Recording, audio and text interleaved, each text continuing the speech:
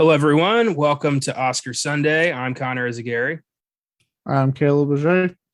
and we are taking over this week because Austin is about to get married. Congratulations. Very excited for him and Brianna. But obviously, he's got more important things to do right now. So we're taking Oscar Sunday this week to talk about Toy Story 2 in honor of the release of Lightyear, which is getting pretty decent reviews. I'm excited to see it. We covered Toy Story.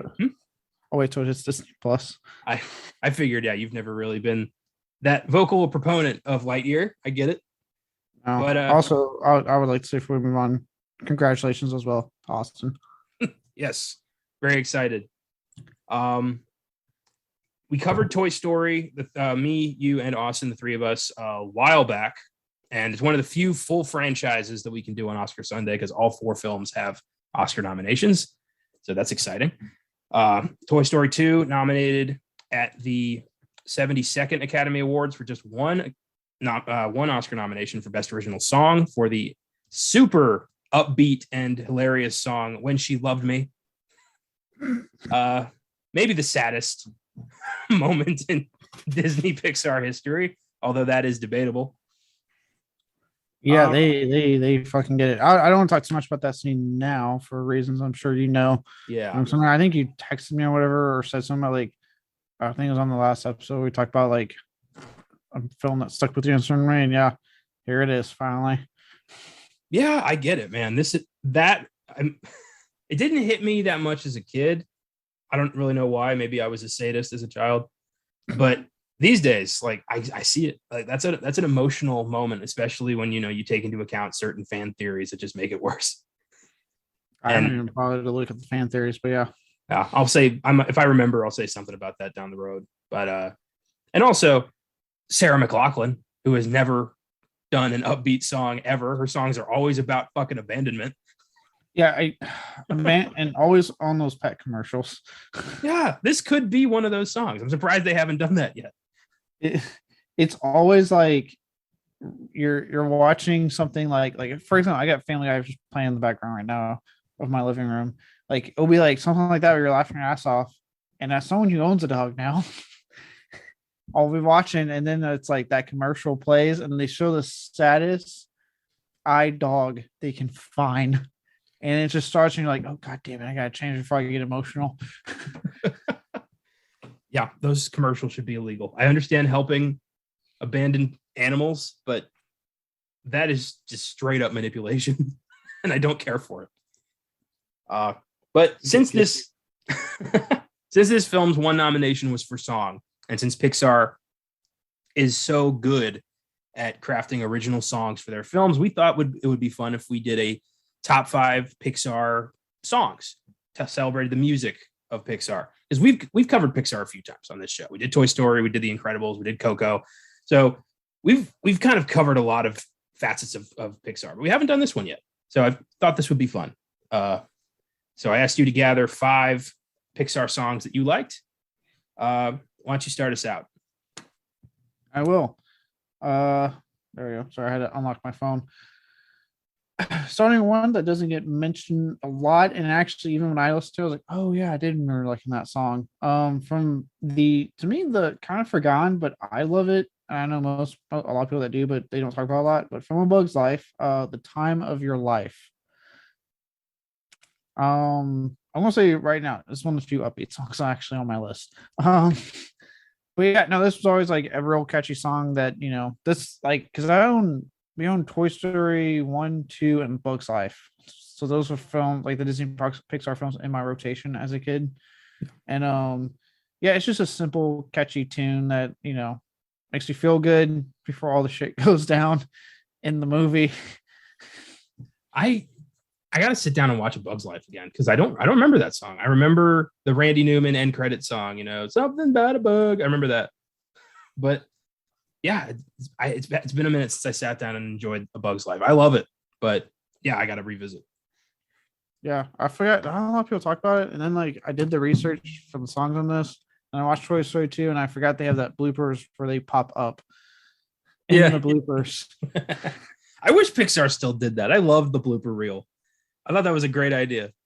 Yeah, I don't know why they don't they didn't keep doing it. I thought it was funny.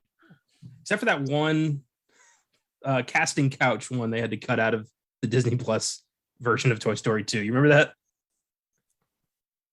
No. I remember this because I had it on tape. There's a scene where the prospector offers two Barbie dolls a scene in Toy Story 3 if, of course, they play ball, so to speak. And he gets caught doing it. And he's like, ladies, we'll talk more later. And like has them leave his box, and he's clearly checking out their asses. Like, it is not for kids. Oh, yeah. Yeah, they cut that out of the Disney Plus version for a good reason. Fair enough. I watched Disney Plus version because I was like, I don't want to grab my Blu-ray. I have 1 and 3 on Blu-ray. I don't have 2. I have all 3. I have the first. I don't have the 4th one. Speaking of Toy Story, my number 5 is the song Toy Story 2, When She Loved Me. And I have this at 5 solely because it's really fucking sad. And I love it, but I'm not going to listen to it just casually because it's like, this is a song about being abandoned by the person you love and betrayal and losing all hope. And yeah, not going to really add a lot of bounce to my day. You know what I mean? No, because that's what Sarah Mclaughlin does. She's there like to be the storm in your bright sunny day. That's an apt description for sure. But it is a great song and a great moment in Toy Story 2. And I'm glad it got the nomination so we can talk about this film today on the show. Yeah, I'll have more to say about that down the line, but not now. Yeah. So for that, with that said, my number 4 is probably the most recent one on here. It's from Coco. Remember Me, the main song, essentially the driving force behind the whole movie. But what I like is that like the Disney Pixar has always been real good at like music in their movies. The fact that this kind of film really centered around that as its plot, the family theme and getting the song, and then they pay it off by actually having it play at the end of the movie, and you hear the full thing, and it's a beautiful, beautiful song. So it's like the build-up was worth it. The anticipation was worth it because he didn't let us know and finally get to hear the whole thing and what it does for his grandma in the movie. So yeah, it's really good song. Probably my most recent one. Really, really liked it. Very nice. I will have more to say about that song in a bit. But it is great. My number 4 is from Monsters, Inc. If I Didn't Have You, the Oscar-winning track of that film. And it's in the rhythm of the song is in the opening credits, but then the full song is in the closing credits, and it's John Goodman and Billy Crystal singing about how awesome their friendship is.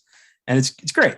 It's a nice little track that's just enjoyable and entertaining and very reflective of the film's tone.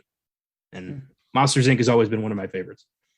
Well, to me, and I'll get into it actually. It speaks to like what makes a lot of these songs work is that like not only are they obviously good for the movie, they're written for the movie, so they fit with what they're doing for the movie.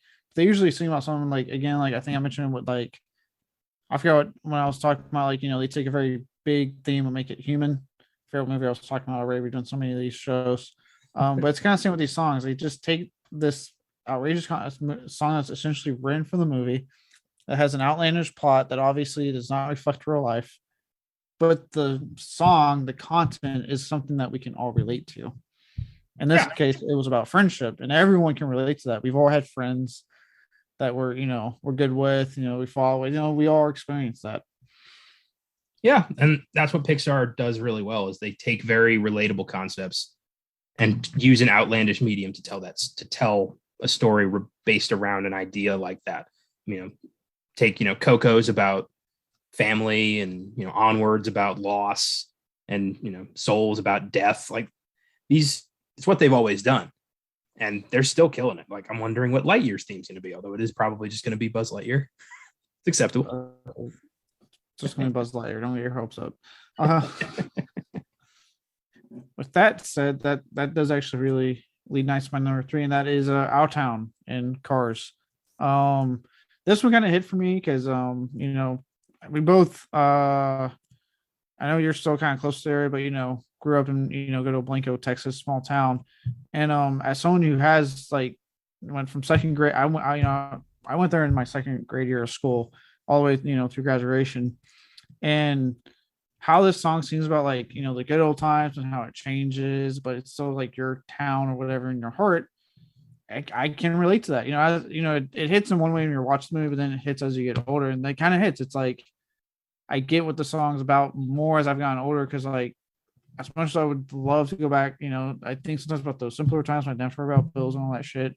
I could never really go back to that town because it's not the same town anymore. Blanco is different from when I went to school there, and me and my buddies ruled the ward in our fucking heads. Especially now, me being a recent uncle for the first time, another sign of I'm getting older. And that's I think that's why it's in my three, is because it's just I really resonate with the idea of what the song's singing about with town and growing up and leaving, and it's never really the same when you go back. Yeah. As Andy Bernard once said, I wish there was a way to know that you're in the good old days before you actually left them. Yeah, touching. And I like Cars is very much about, moving on and finding your place in the world. And it's hard to, look back on where you were and try to go back, because you can't. All you can do is take what you've learned and apply it forward. And I like how Cars does that. I think Cars is a very underrated Pixar movie. I mean, at first, I don't think a lot of people liked it at first, but it's grown on me for sure, especially the first one. Our Town is a great song.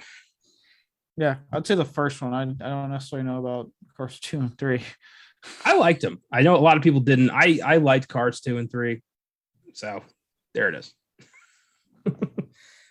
My number 3 is from Brave, which I didn't care for, but I loved this song, Touch the Sky.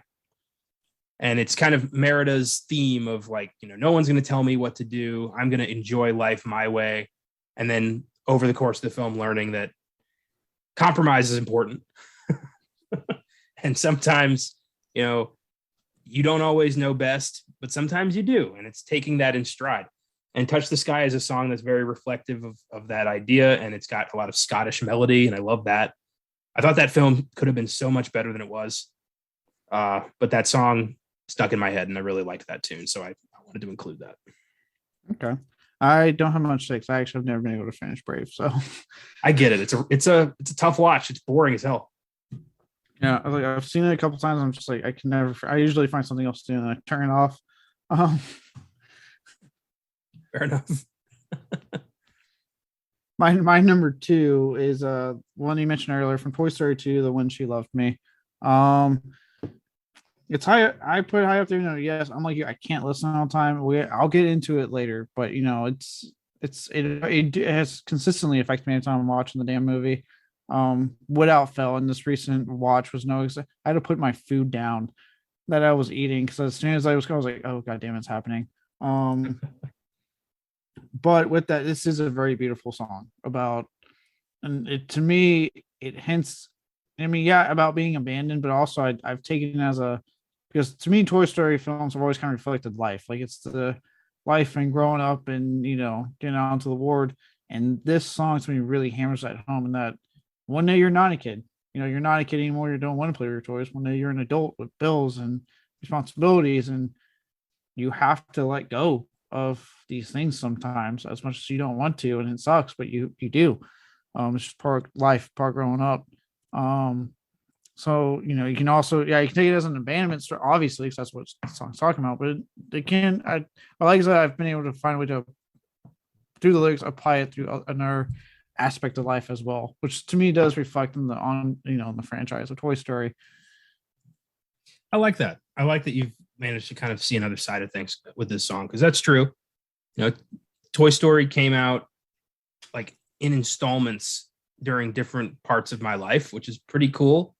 Like 3 came out right around the time I was, I think like my senior year of high school. I was starting to think about college, and it's hard, it's weird to kind of have to grow up. It sucks. It's like at some point you gotta make that decision. You gotta, your imagination takes a back seat to reality, and that sucks. But you always have, these films to kind of imagined for you, which I like. Yeah, especially because first Toy Story came out in '92, right? 5. 5. So I'm older than Toy Story, for Christ's sakes. Like I was 3 when the first one came out. You know, yeah, I think I was about junior or senior year of high school when 3 came out. So I was getting ready to like, it was dawning on me that like this shit's ending. I'm about to have to get out there. And 4 came out as I was 4 didn't come out too long ago. I think I was already in the military. Yeah, I was already in the military when it came out. So it's I know it's obvious about abandonment, but I've been able to kind of like, because of how Toy Story's come out, because of, to me, what they have talked about in those films, like it's easy for me to apply a song to that as well. Yeah, I agree. And it's a good segue into my number 2. My number 2 is the very first Pixar song, "You've Got a Friend in Me" from Toy Story. Just very simple. Just, when the road looks up ahead or rough ahead, you've got a friend in me. I love it. Randy Newman, the voice of Pixar. It's he's the man. And this song is so delightful, and just every time I hear it, I smile. I'm like, I'm about to watch Toy Story.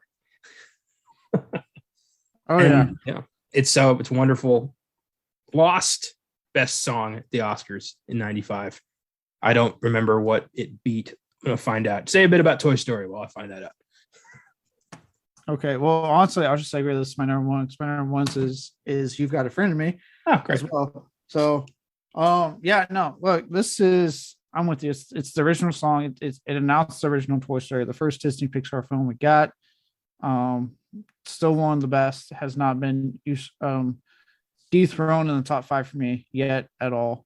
And yeah, it's like it's a song that just, it's so happy and good spirits, and tells you like, and it in a really simple way says like, look, when the chips are down and when you're at your lowest and you don't think there is anyone out there for you, there is. You got a friend and someone out there looking out for you. Colors the Wind from Pocahontas is what beat this at the Oscars. Okay, I like Pocahontas. It was one I watched a lot as a kid, but no. I have mixed feelings because I don't like Pocahontas, but I love that song. So I don't know. But what I love about "You've Got a Friend in Me" is that in the beginning, when you first hear the song, you think the song's about Woody and Andy, but it's not. It's about Woody and Buzz. Mm-hmm. And I love that. You don't know that till the end. You're like, oh, these are the friends who are going to stick together through everything. It's like, it's nice. It's sweet. Yeah. It's to me the ultimate friendship song. Yeah, for sure. I love how it's, in Toy Story 2, it gets played in the movie as a reminder of Woody to, not abandon the people who care about him. It's important to the whole franchise. Yeah, wonderful song. I don't stood the test of time. I mean, I don't know anyone, even people that have our age who have kids that are not watching, they know the song. Like it's just become synonymous, not just with, to me, this franchise, just with pop culture in general. Yeah, very true. However, it did not claim my number 1 spot.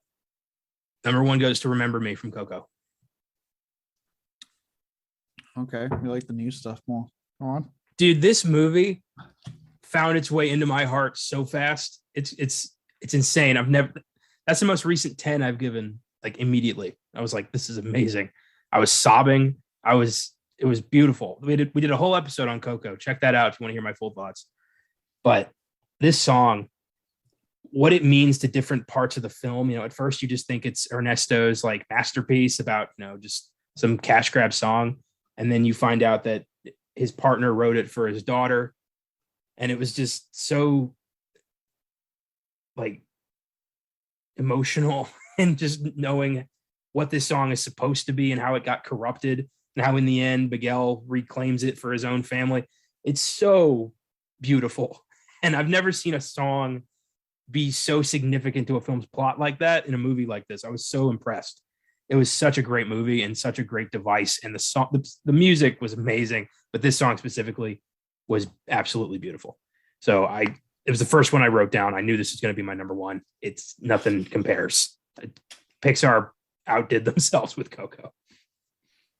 Yeah, Coco was really good. That was fun. Let's recap. Do it. My number 5, Time of Your Life from Bug's Life. 4, Remember Me from Coco. 3, Our Town from Cars. 2, When She Loved Me from Toy Story 2. And then 1, the OG, You've Got a Friend of Me, Toy Story. Nice. Love it. Mine is number 5, When She Loved Me from Toy Story 2. Number 4, If I Didn't Have You from Monsters, Inc. Number 3, Touch the Sky from Brave. Number 2, You've Got a Friend in Me from Toy Story. And number 1, Remember Me from Coco. Nice. I love giving, Pixar a spotlight here because they've just done so much for my development as a film fan and as a story lover. And it's just, I always go back to I'll see anything they make because they're the best at making thought-provoking, very good, like kids movies that stand the test of time. When it's something original. I still stand by that their sequels and spin-offs are usually very hit and miss. I don't know what happens, but even so, I think like their sequels are still most of them are still watchable and delightful and entertaining and better than a lot of Disney sequels, that's for sure. Disney tries to way less hard on their sequels. Oh yeah, they have a whole back in the 90s, they had a whole separate animation department that was like, do kind of a good job, but have it look like TV quality so nobody confuses it with our real movies. Right. Now they're like, now it's just like they try, like they gave the award Frozen 2, but no one really gave a shit. I think it made over $1 billion worldwide and nobody, like, I don't know anyone who's actually watched it. Yeah, that's the thing. It's like I knew people watched first one, so no one would shut up about it. But like, it made all this money. The sequel made all this money, and I don't hear anyone talking about it. No, it was as soon as it showed up, it was gone. It's weird. There's certain like highly successful movies that make zero impact on pop culture, and it's so weird. Like Avatar, for example, biggest movie of all time. Like, does anybody actually like it? Yeah, it's amazing, huge hit. And I am with Austin. I'm not counting the cheap shit they pulled. Endgame is the number 1 film of all time. Fuck you, James Cameron, what you did. God, that was that pissed me off. That was such a cheap move.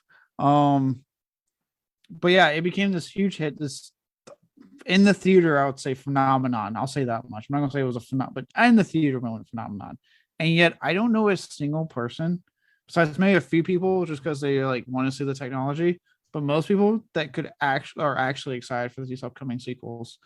I think for most people, they're like, oh, they're making Avatar 2. Okay. Yeah, it's just odd. Like huge successful box office, zero footprint on culture. It's just usually that doesn't happen, but sometimes it does. It's always so odd. Yeah, but then you'll have like the opposite. We have that film that doesn't do that hot, but then it has a huge impact on pop culture. And you're like, what the fuck just happened?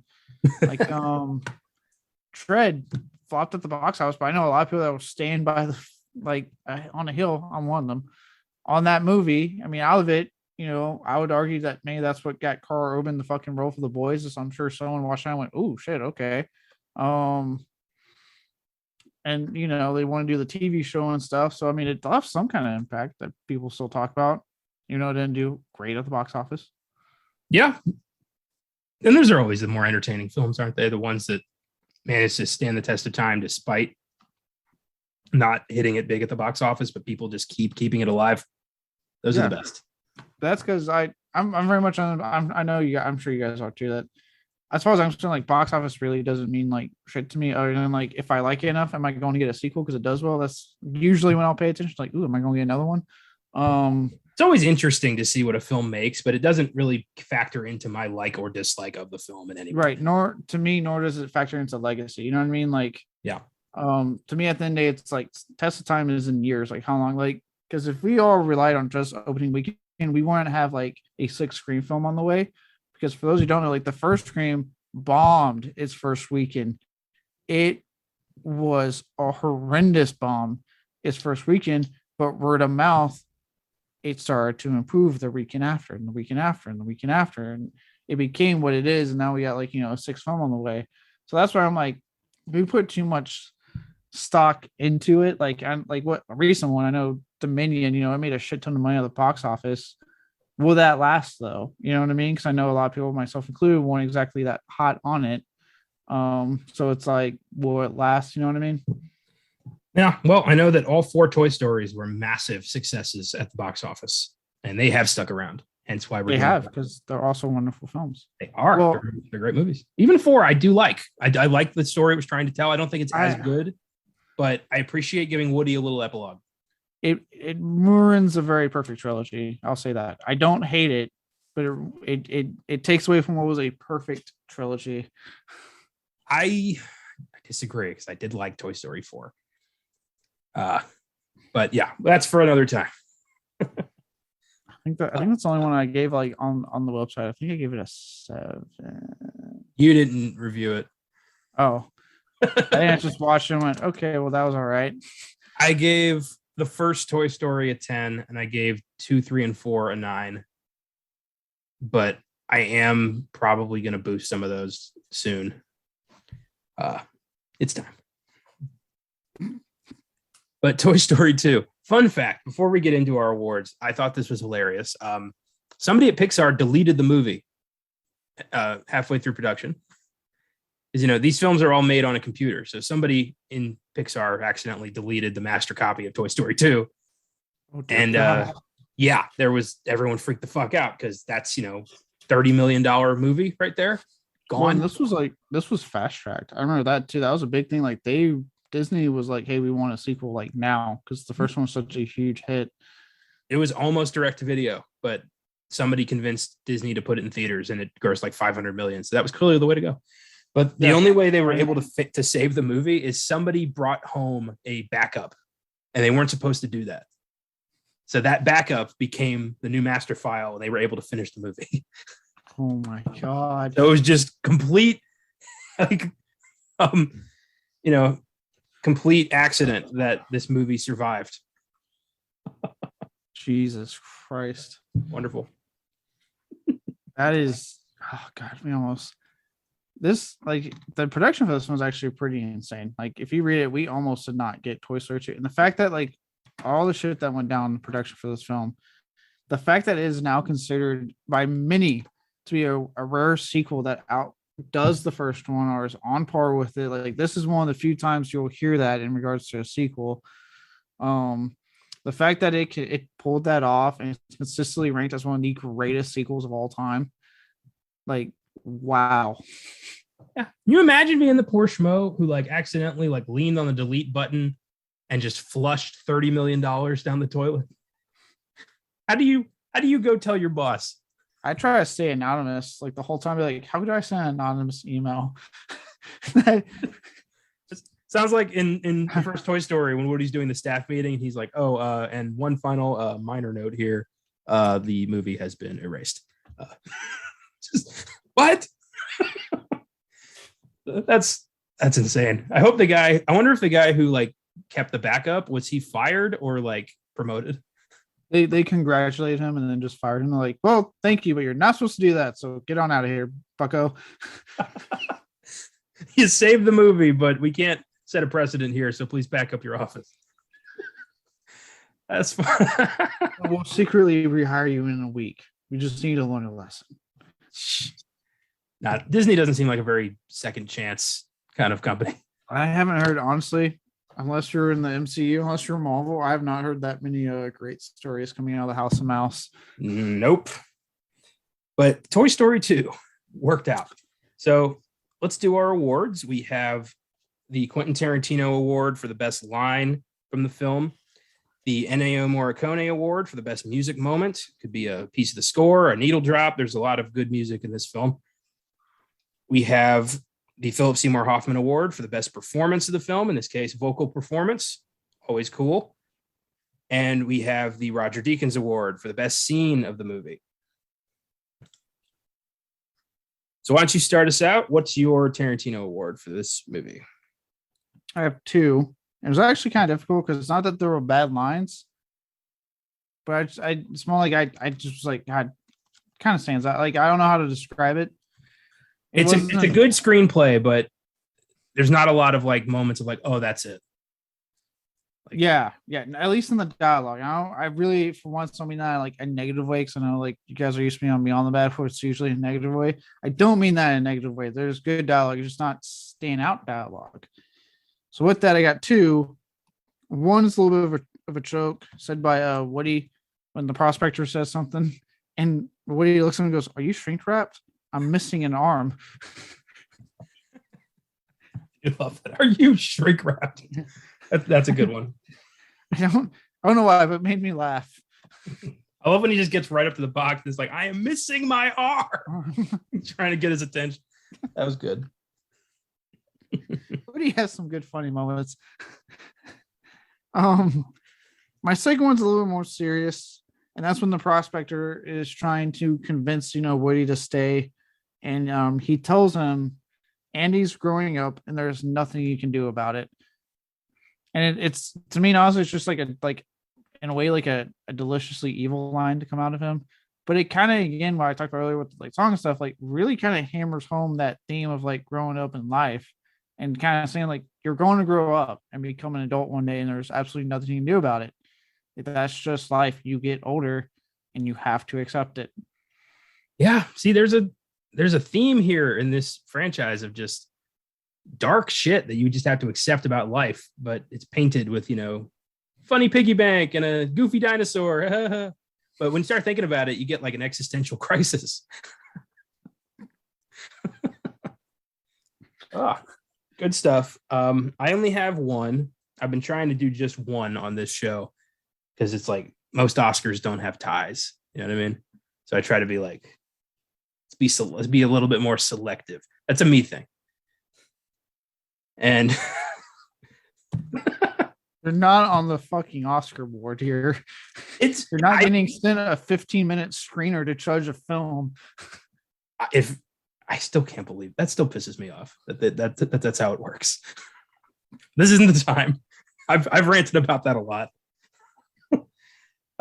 Mine comes from Buzz trying to convince Woody that the museum is not a good idea. And it's reflective of Woody convincing Buzz in the first movie that he's not a spaceman. Buzz tells Woody, you're not a collector's item. You're a child's plaything. You are a toy.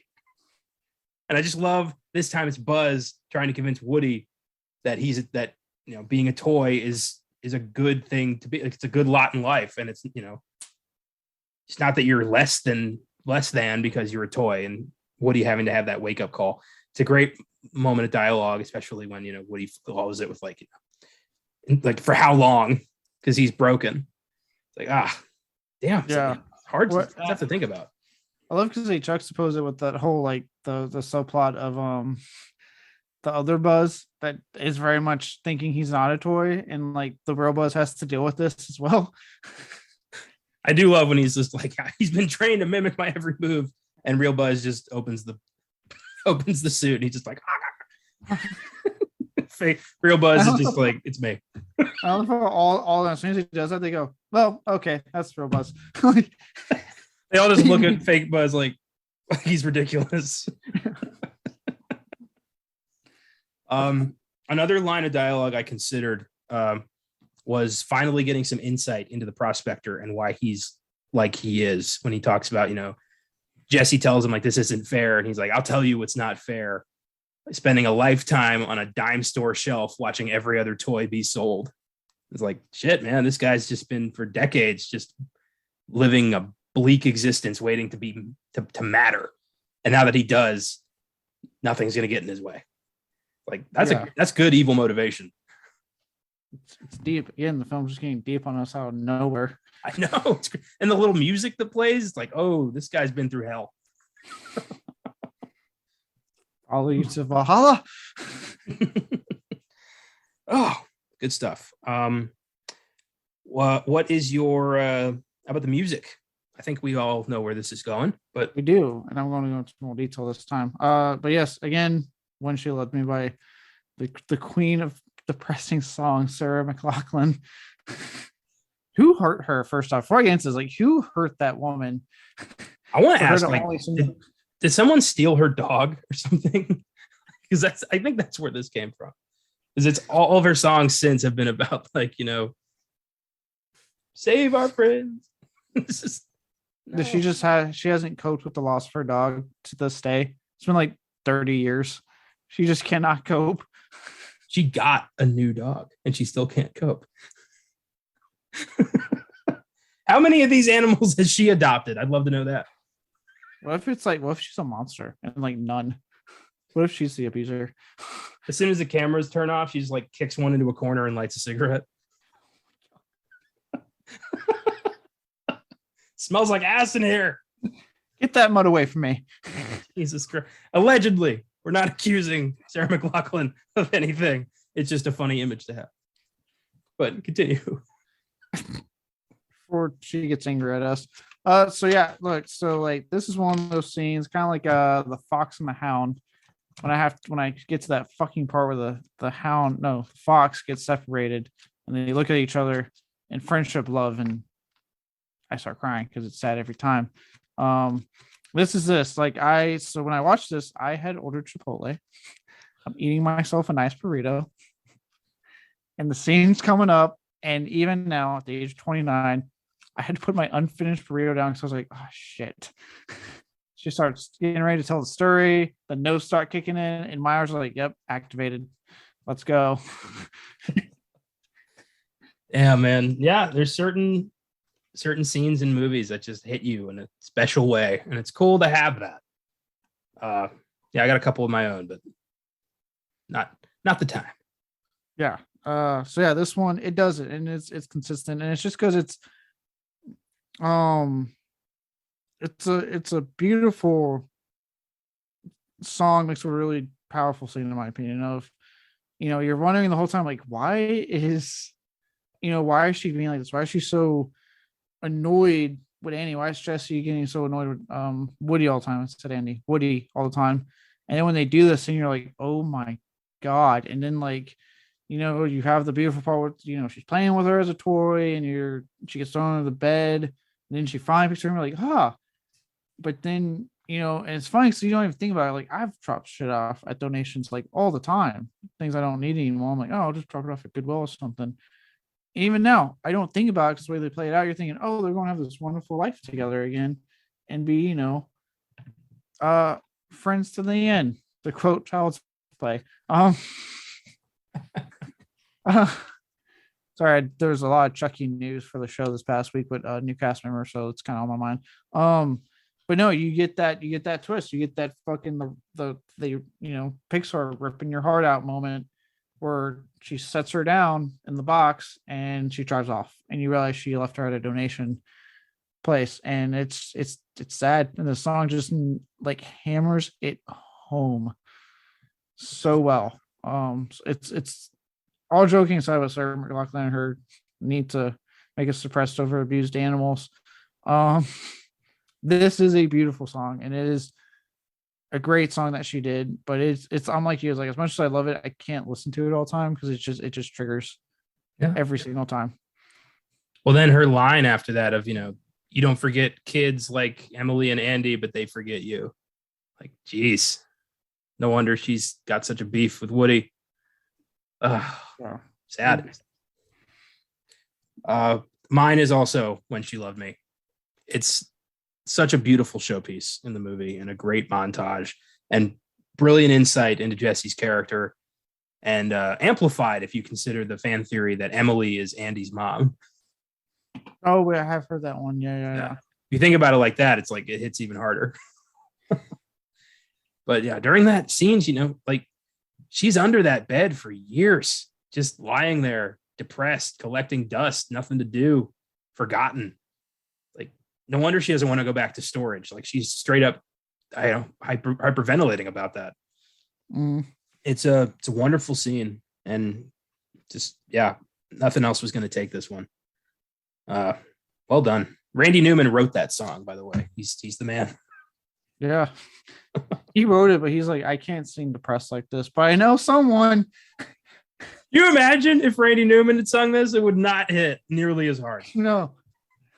Can you imagine his voice? When she loved me. We're like, oh God. Randy, stop it. I just picture all of his songs to the tune of "You've Got a Friend in Me." I used to have a toy. She was a little cowgirl. No, you're not winning no Oscars for that one, Randy. He wrote this song probably as a fucking dog commercial was playing. And he went, "Oh, okay, I found someone. Let's see if she'll do it." Yep, that's what happened. Performance. Who wins the movie? Who does the best vocal performance for the PSH award? So I had two and I had to debate. So one person I wrote down was Kelsey Grammer as the prospector. But it has a lot to do with that scene we just talked about. I went with Joan Cusack as Jessie. This one was just a wonderful job, and Joan Cusack as well, and just making you fall in love with this character. Like I said, you wonder what's her beef the whole time, like what's up with her. You get that wonderful scene that we just talked about, and then after that, you really start to kind of sympathize in that instant. You're like, oh wow, okay, and then you get to the point where by then you're like, no, get her, rescue her. You know what I mean? When they're doing the big rescue at the airport, and you're kind of with her. You're like, no, go with him, go be with Andy. He has a sister, do it. And you root for her throughout the movie. She becomes really an MVP or underdog of this movie that you root for and you want to see have this happy ending. I agree, because mine is also Joan Cusack. Yeah, she excels as Jessie. I love her balance for this character, making her goofy and fun and independent, but also very vulnerable and, hurt and pained from what she's been through.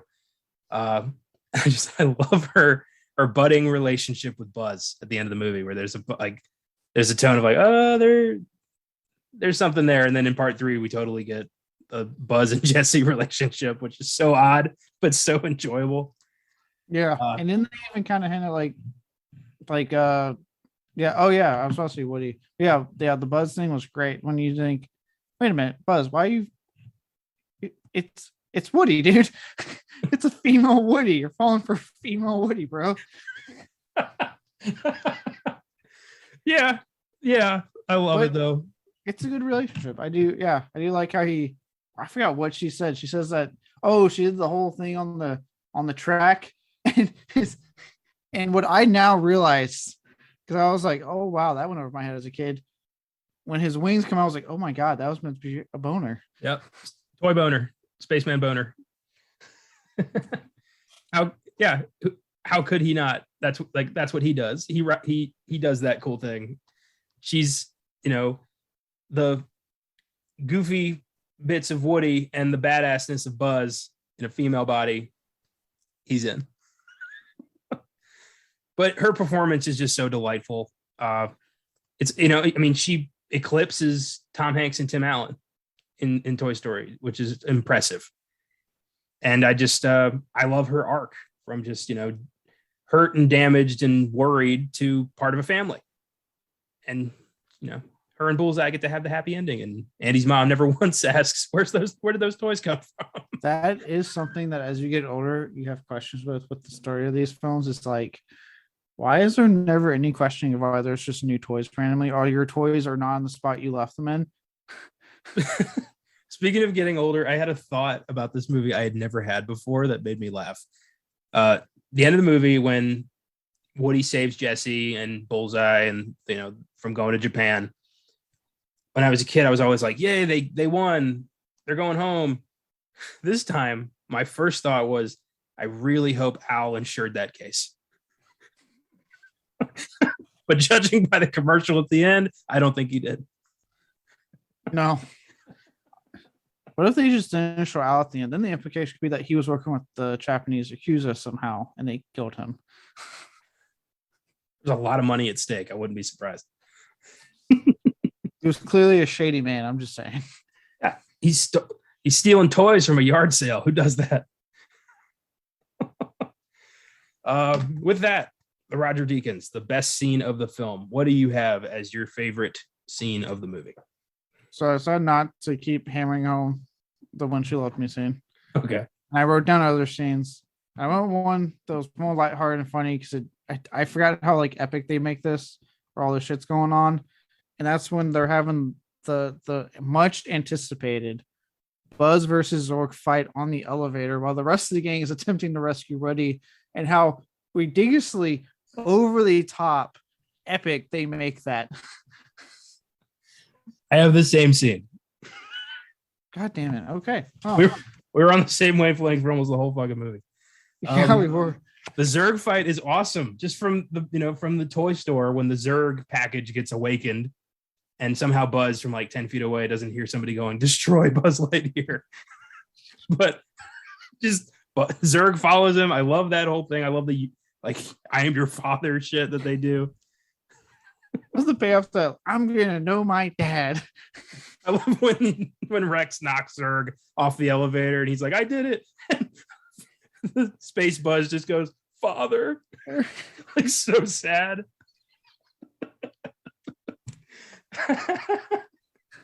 It's awesome. It's a great scene. Well, I love how like the whole build that is like Rex talking to Buzz how to defeat Zurg, but it's based off the video game, and Space Buzz doesn't realize that. He's thinking like, oh, this is actually how to defeat Zurg.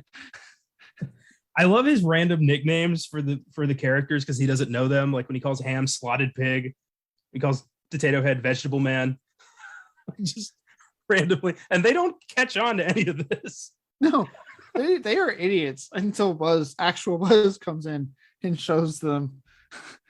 I love when he's climbing up with like the wall with them, and they're like, he says like, I'm gonna let go of the wall. And Potato Man's like, he wouldn't do that, and Ham's like, he would. It just drops. New Buzz was one of the best parts of this movie. Oh my god, he was so funny. And yeah, the fight scene, I just love how this is happening while the rest of them are in the process of trying to rescue Woody from the case. So you have like that going on, and then this fight scene on the elevator. And yeah, it's just like they swung really hard for that scene. I'm glad they did. Well, I love that we get like, it was clearly planned, because at the beginning of or in Toy Story, he mentions the evil Emperor Zurg, and like, I alone possess information for this weapon's only weakness, like the Death Star and all that shit. And they pay off with Zurg in the sequel, and I love that they did that. Yeah, I love that we get a Zurg in Toy Story 3 briefly when he like gets dropped off at the daycare at the end. Like, it's funny. Oh yeah, and then he's popping up in the new one. He's popping up in So James Brolin's playing Zurg in Lightyear. Do you have any? Yeah, Josh. Yeah, they thought like Thanos is cool, but what if we went with Thanos' dad? That's Zurg, apparently. So okay. I'm wondering how that's going to go down. I wonder how they're going to do Zurg as like a real space villain. I'm excited. We'll see. Like I said, Disney Plus is really like, it's kind of like the whole thing with Top Gun Maverick. Like I'm just like, oh, I can just wait for Paramount Plus. It's like, yeah, you may have gotten your way with the initial theatrical release, Tom. You may have, but there's been deals put in place for all new release Paramount films to eventually make their way to Paramount Plus. So what you're saying is he won the battle, but you won the war. Yes. Okay. In the grand scheme of things, winning the war is more important than the battle. I'm going for the experience. I liked Top Gun Maverick in the theater was special. That was really cool. And I'm excited for Lightyear. I want to see this. So I'm going in with full, enjoyment. I am indifferent to Lightyear, but I'm glad you're excited. Aren't you happy we aren't going to be forced to talk about it? Yes. Do you know how many films I'm just like, oh, thank God. I'm proud of those 73 episodes, but Christ, was that a chore sometimes? Oh yeah. Yeah. Yeah, especially during Oscar season. I'm like, I'm not looking forward to the film that's coming out this weekend. To be fair, you didn't watch any of the Oscar movies last year. Because this particular Oscar season, none of them really interested me. But yeah, this Toy Story 2 is great. Are there any other scenes that you had like possible runner-up? I did. Once I opened my binder again without hitting my fucking mic, because God bless, I have another issue. I actually had a good stuff off backstory.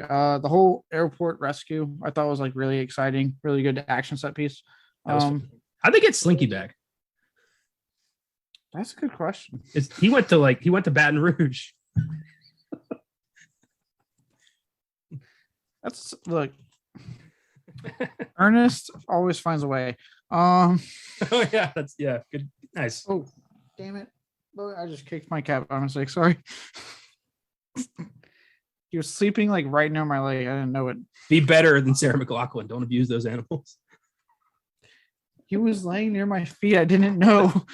And I moved my foot. The small little sequence when they cross the street, Buzz in the gang to Al's toy barn is just hilarious. I found out that the truck has a word on it that's like mashed potato in German, which is cute. I love how dedicated those cars were to not hitting those cones. I know. I was like, dude, especially like some of those, I'm like, I've seen some trucks and stuff do some shit. Like, come on. I had for the longest time, I had the scene where Woody gets repaired. There's something so oddly satisfying about that scene. Just watching him get new paint and sewed up, and it's all like pristine. And it's the guy from that chess short film, which I love. Oh yeah. That was a good scene. Yeah, that was good. Just for him to get his arm ripped again later. And then take the paint off his boot. If he could rub it off that quickly, that was not good paint. No, that was some really cheap paint. I love at the end where the toys come home to Andy and there's a freaking baggage car in the outside their house that everyone's just like, how the hell did this get here? You know how angry I'd be if I just woke up and there's a fucking baggage cart in my lawn and be like, the fuck? I'm getting this off my lawn. That's for sure. I love Woody's nightmare sequence where Andy drops him in the trash and the trash monster drags him to the depths. Like that got dark. Yeah, that got dark out of nowhere. I was like, oh my God. I do like the whole sequence at Al's Toy Barn. From obviously the wall buzzes and that introduction to the fucking Barbie aisle and the fucking guys. Oh, make room for the single guy. I love he's like, I'm a married spud. I'm gonna tell himself no. Yeah. What's gonna happen here? Just for Pig to be like, oh well, if you're married, make room for the single guy here. One scene that always made me laugh was when Al's in the chicken costume in his car, and he's like, I can't believe I have to drive all the way to work on a Saturday. It's across the street. Wayne Knight kills it as Al. I've always loved Wayne Knight, and he's hilarious as this just shady son of a bitch. Yeah, what's funny? For years, I never put two and two together as a kid that this was the guy in Jurassic Park, because my kid mind was like, oh, these are not the same people. It's an animated film. It's different. And then it's like, I was like, holy shit, it's the same guy. I love we get a Jurassic Park reference in the movie when Rex is in the mirror. He's like, dinosaur overboard. It's I think that was in Lost World. The dinosaur in the mirror. Yeah. Yeah, this is a solid flick. It's a great movie.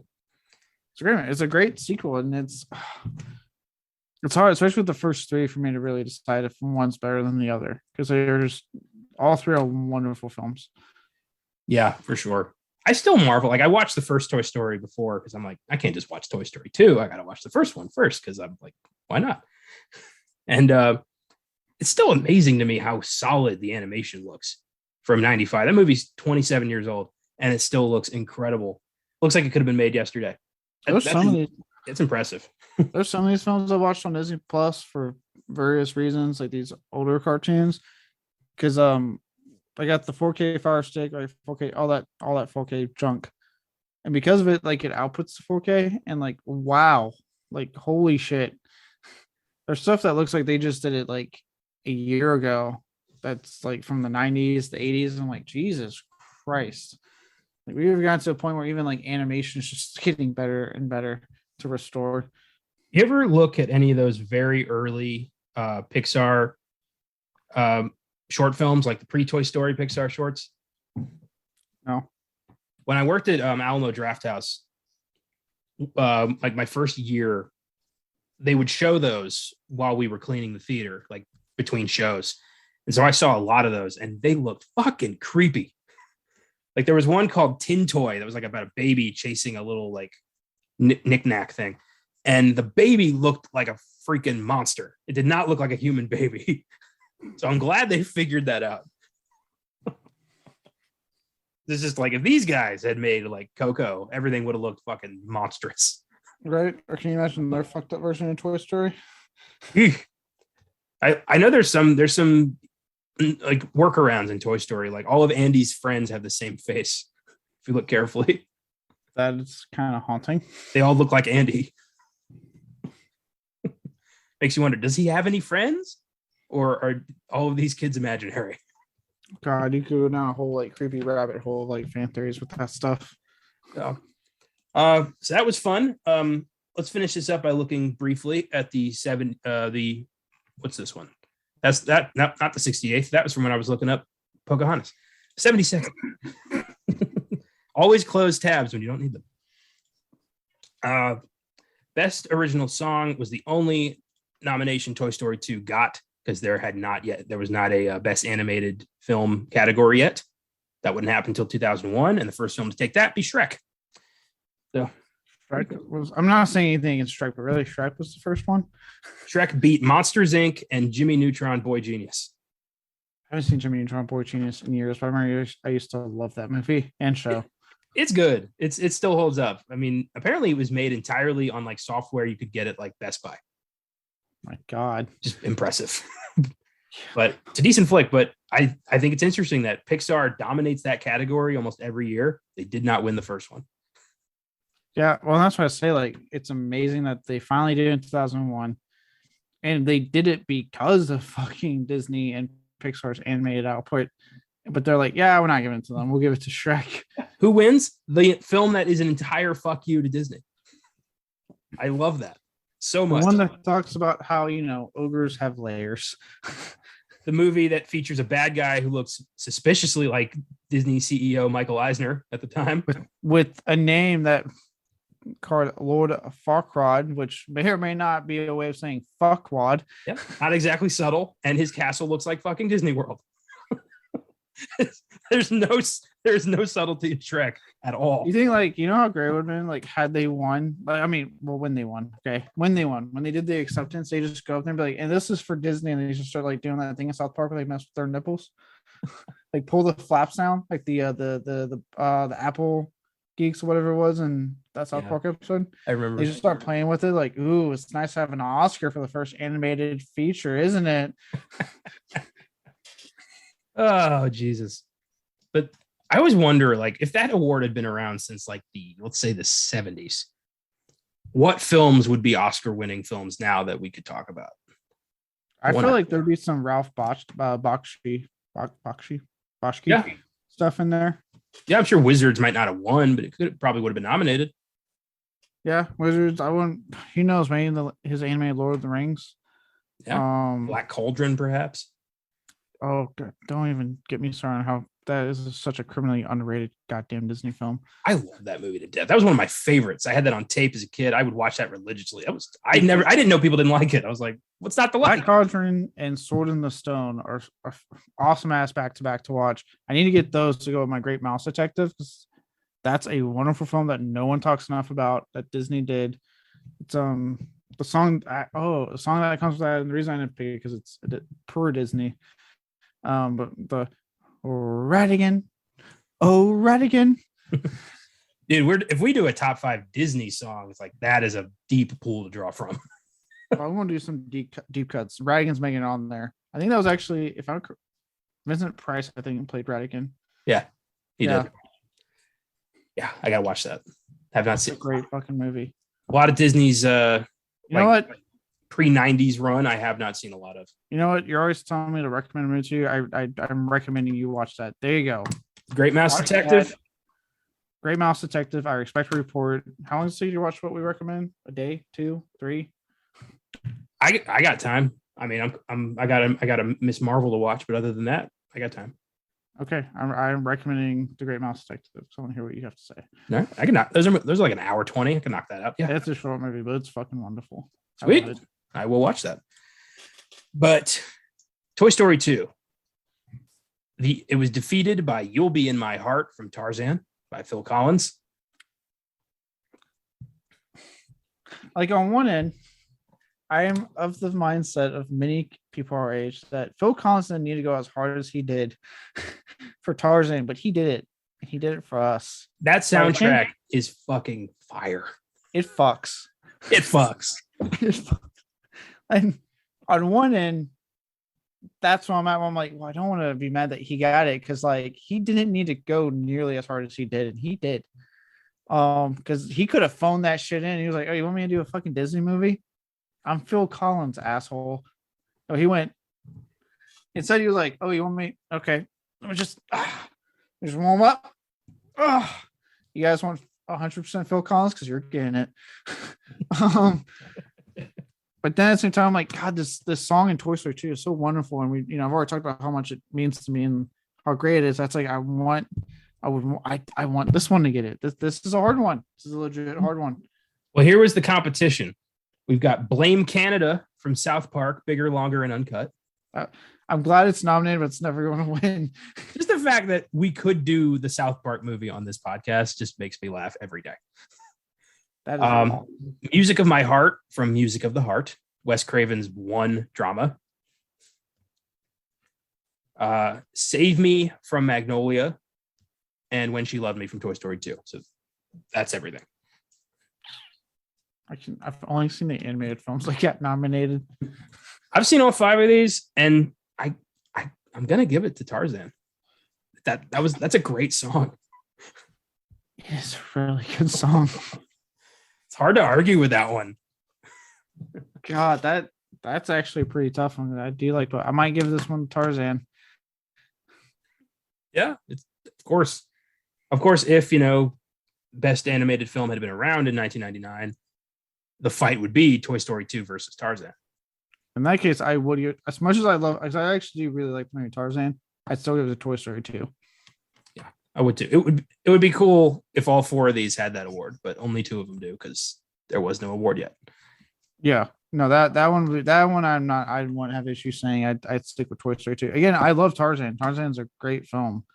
But music wise, yeah, Tarzan, that soundtrack fucks so hard. I'm surprised Randy Newman wasn't up for score because I think Toy Story 2 score is really good.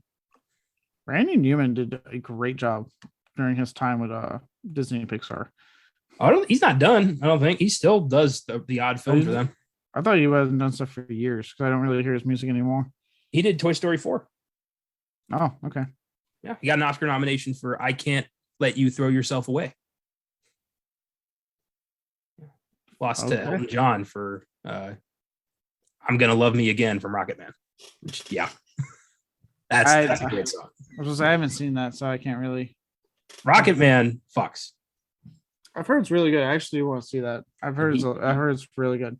And he does literally fuck everything in that movie. I mean, it was Elton John. Like he was Elton John in the 70s. Like, yeah, man got around because he was famous, so he could be a little bit more open about being gay. He had to be quiet still, image back then, but that is a great song. But yeah, I guess best score is the only one I think Toy Story 2 probably could have gotten. Best picture, I don't know. It's hard to gauge that. Yeah. I don't know if I even do like performances or anything. Cause like, I'm not saying anyone's bad in here, but there's nothing that made me go, ooh, you know what I mean? And it's hard for me when it comes to like sequels and you have someone like, Tom Hanks and Tim Allen coming back. It's always at that point, it's hard to justify me to keep nominating them. Cause I'm like, well, they're coming back to play the same character. I really wish there was a best like voice performance category. Like that counts. That's an incredible skill that a lot of people don't have. There's some great actors out there who are shitty voice actors. And there's amazing voice actors out there who never get any recognition. And this would be a great way for that to happen. So yeah, that needs to happen. Yeah, because people forget that like you have to essentially act as if the scene's playing out in front of you. Like because all you're doing is reading the script, but you have to convey the emotion of the scene. Like, for example, James Earl Jones in The Lion King. Incredible. One of the greatest vocal performances ever. Totally deserved to be nominated for this award if it existed. James Earl Jones in The Lion King 2019. Absolutely terrible. Yeah. James Earl Jones come back as Darth Vader in his 80s. Wonderful. I think he's in his 90s now. Is he in his 90s? Are you sure? Let me look that up. I know he's old, but how is he that old? James Earl Jones is 91. Oh my God. Fuck. Doing great in Star Wars. Vader's hanging in there. Yeah, Toy Story 2. This was fun. I'm glad we were able to fill in for Austin. And I'm very excited to see you get married tomorrow, man. Well done. Congratulations to you and Brianna. I am excited to hear about when it happens since I'm all the way in Virginia. But I am excited for you and wish many, many, many, many years of bliss and happiness. Nice.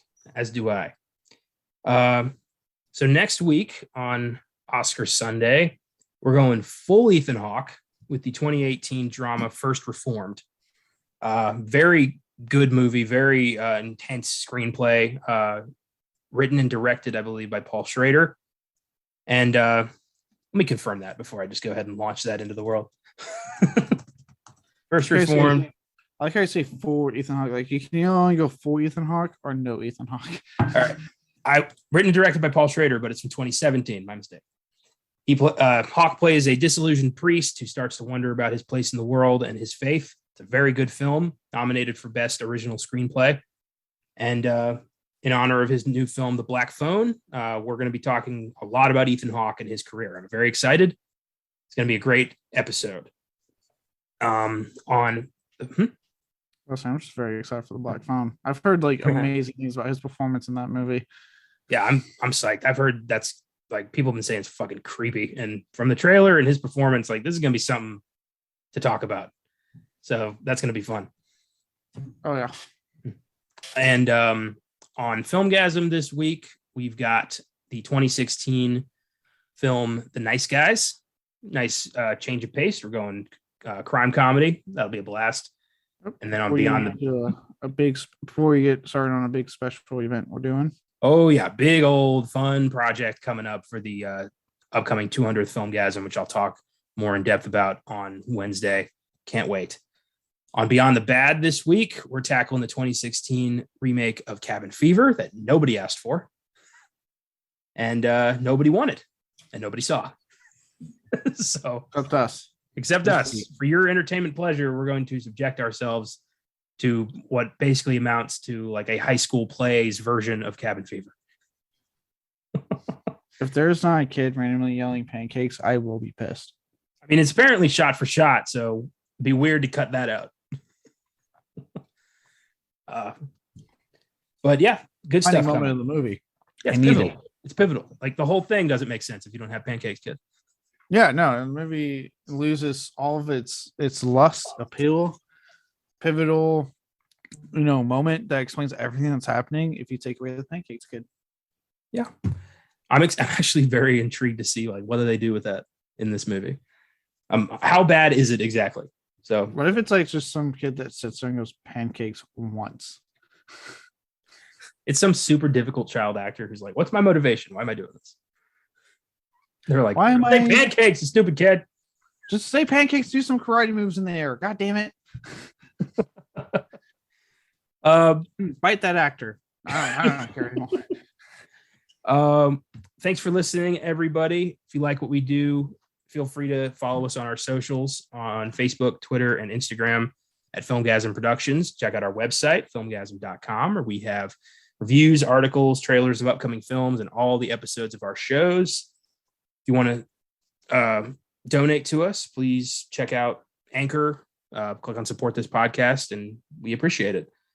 Once again, congratulations to Austin and Brianna, and we will see you next week on Oscar Sunday.